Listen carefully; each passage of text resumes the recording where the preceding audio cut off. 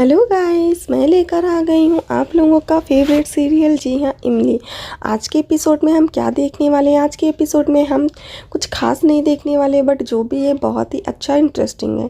आज के एपिसोड में हम देखेंगे कि इमली को सभी लोग बोलते हैं केक कट करने के लिए। जब इमली केक कट करने जाती है उससे पहले रूपाली क्या बोलती हैं? जी हाँ, रूपाली बोलती हैं कि इमली चलो जल्दी से अच्छी सी कोई विश मांग लो। इमली बोलती है सब कुछ तो मेरे पास है, मैं क्या विश मांगूँ। उस पर ध्रुव बोलते हैं कि ठीक है, तुम अपनी आंखें बंद करो, जो तुम्हें नज़र आए समझ लो वही तुम्हारी विश है। इमली जब आंखें बंद करती हैं तो उनको दिखाई देता है, जी हाँ, आदित्य जब उनका हाथ पकड़कर लिखवाते रहते हैं इमली को वो दिखाई देता, और इमली फटाक से अपनी आंखें खोल लेती हैं और चौंक जाती हैं। फिर सभी लोग बोलते हैं चलो अच्छा इमली केक कट कर लो। जब इमली केक कट करती हैं तो सभी लोग उनको बर्थडे विश करते हैं।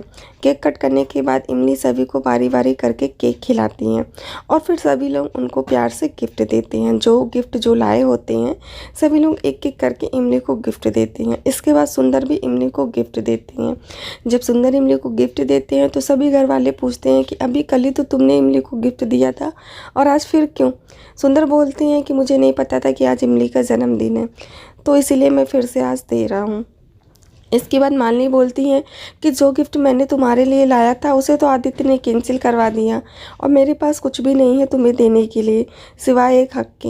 इमली बोलती है मालिनी दीदी आप मेरे पास हो, मेरे लिए मेरे साथ हो, मेरे लिए बस इतना ही बहुत है। फिर आती है मालिनी के पिता की बारी। जी हाँ, जो है इमली के भी पिताश्री तो देते हैं इमली को गिफ्ट। जब इमली को गिफ्ट देते हैं तो इमली कहती है इतना बड़ा गिफ्ट।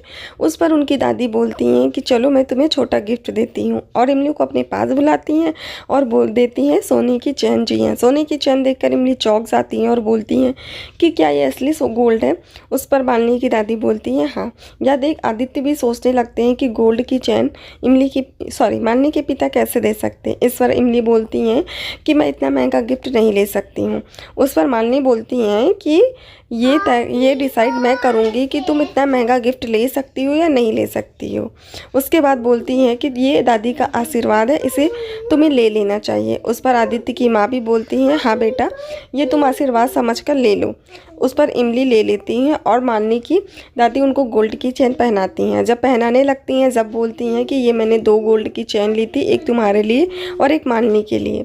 मालिनी का नाम लेते लेते आ जाती हैं कौन? जी हाँ, मालिनी की माँ। इस पर मालिनी की माँ अन्नू बोलती हैं कि जब आपने ये चैन मालिनी के लिए बनवाई थी तो ये चैन इस लड़की को क्यों दे रही हो? मैं ही बेवकूफ़ थी जो आप दोनों की बातों में आ गई। आप दोनों ने मुझसे कहा कि तुम यहाँ पर आओगी तो फिर मालिनी को अच्छा लगेगा, और मैं बिना अपने स्टेटस की चिंता किए आप लोगों की बातों में आ गई और यहाँ पर चली आई।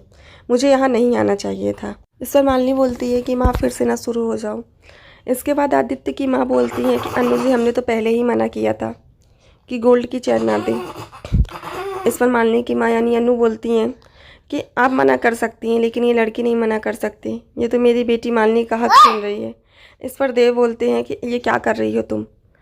गुस्से से वो चैन निकाल के दिखाते हैं कि ये देखो, ये दूसरी चैन जो एक मालिनी के लिए थी एक इमली के लिए थी, ये क्या कर रही हो तुम? इस पर मालिनी की माँ बोलती है अन्नू कि तुम क्या कर रहे हो, तुम मेरी बेटी का हक छीन रहे हो, मैं ऐसा नहीं होने दूंगी। इमली रोने लगती है। यह देख आदित्य बोलती हैं कि ये चैन जाकर अन्नू जी को देकर आऊँ। इस पर मालिनी बोलती है नहीं, ये चैन इमली माँ को नहीं देगी क्योंकि यह चैन दादी ने दी है ना कि माँ ने दी है। इमली इस पर बोलती है मुझे यह चैन नहीं चाहिए, मैं तो पहले ही मना कर रही थी। मालिनी इस पर बोलती है कि ये मेरी दादी का प्यार और आशीर्वाद है, तुम इसे नहीं लौटा सकती हो। इस पर देव सभी घरवाले से सॉरी बोलकर चले जाते हैं। दूसरी ओर इमली अपने कमरे में जाकर रोने लगती है। यह देख मालिनी को बहुत ही ज़्यादा बुरा लगता है और वो आदित्य से कहती हैं कि मैं कितनी बार अपनी गलती की माफ़ी मांगूं, कितनी बार अपनी गलती के लिए सॉरी बोलूं उससे, अपनी माँ की गलती के लिए। मेरी हिम्मत नहीं है कि इमली के पास मैं जाऊं। आदित्य उनसे बोलते हैं कि अगर तुम नहीं जाओगी तो मैं जाऊँगा। मालिनी इस पर बोलती है ठीक है तुम चले जाओ। आदित्य जाते हैं, इमली को सॉरी बोलते हैं और इमली इस पर बोलती हैं कि हमेशा तो मेरी गलती रहती थी, कभी मैं कुछ करती थी कभी मैं कुछ करती थी। मैं जानती हूँ कि मैं बावरी हूँ, पागल हूँ, मुझे उतनी समझ नहीं है, लेकिन आज मेरी कौन सी गलती थी कि आज जो मुझे इतना कुछ सुनने को मिला। आदित्य उससे बोलते हैं कि आज तुम्हारी कोई गलती नहीं थी और उन्हें समझाते हैं और उसे कहते हैं कि चलो मैं तुमसे सॉरी बोलता हूँ, और उसे एक गिफ्ट देने के लिए कहते हैं और कहते हैं अपनी आँखें बंद करो और मेरे साथ चलो। इमली को लेकर वो चल देती हैं। मालिनी नहीं समझ पाती हैं, मालिनी भी उनके पीछे पीछे चल देती हैं। जब इमली को लेकर आदित्य अपने कमरे के पास आते हैं और बोलते हैं सॉरी, आज से हम अपना एक नया रिश्ता शुरू करेंगे। आदित्य बोलते हैं कि आज से हम अपनी नई दोस्ती की शुरुआत करेंगे, जो गलतियां मुझसे हुई उसके लिए सॉरी। इस पर दोनों साथ ही साथ अंदर घर में प्रवेश करते हैं, कदम से कदम मिलाते हुए। यह देख मालिनी को बहुत ही ज़्यादा बुरा लगता है और उन्हें अपनी दादी की याद आती है, जो उनकी दादी उनसे बोली होती हैं कि जब शादी हो जाती है तो हस्बैंड वाइफ को कदम से कदम पैर मिला के चलना चाहिए। यह सोचने लगती है मालिनी और यहीं से ख़त्म हो जाता है हमारा आज का एपिसोड। कैसा लगा बताइएगा ज़रूर कमेंट करके।